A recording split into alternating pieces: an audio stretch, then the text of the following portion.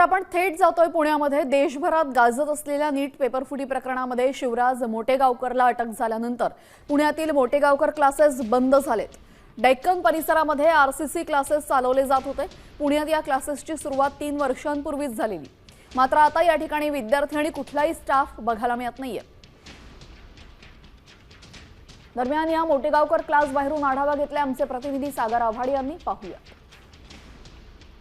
प्रकरणामध्ये शिवराज मोटेगावकरला अटक झाल्यानंतर त्याचे डेक्कन परिसरामध्ये असणारे क्लास जे आहेत ते पूर्ण ओस पडलेले आपल्याला पाहायला मिळत आहेत। मी आता डेक्कन परिसरामध्ये आहे आणि मोटेगावकरांचे क्लास जे आहेत ते या बिल्डिंगमध्ये भरत होते। आपण जर पाहिलं तर पूर्ण जे ऑफिस आहे, मॅनेजमेंट ऑफिस आहे, त्याला कुलूप लावलेलं आपल्याला पाहायला मिळतं आणि हा क्लासरूम आहे। क्लासरूम फक्त उघडा या ठिकाणी आपल्याला पाहायला मिळतो। एकही विद्यार्थी या ठिकाणी पाहायला मिळत नाही।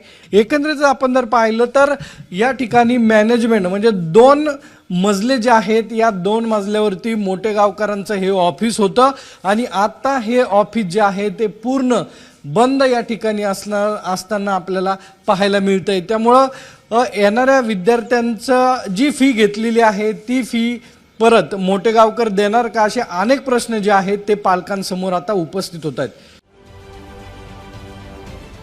महाराष्ट्रातील सर्व बातम्यांचे विश्वासार्ह व्यासपीठ, सकाळच्या सर्व सोशल मीडिया प्लॅटफॉर्मला लाईक, फॉलो आणि सबस्क्राईब करा। तसंच सर्व नोटिफिकेशनसाठी बेल आयकॉन प्रेस करायला विसरू नका।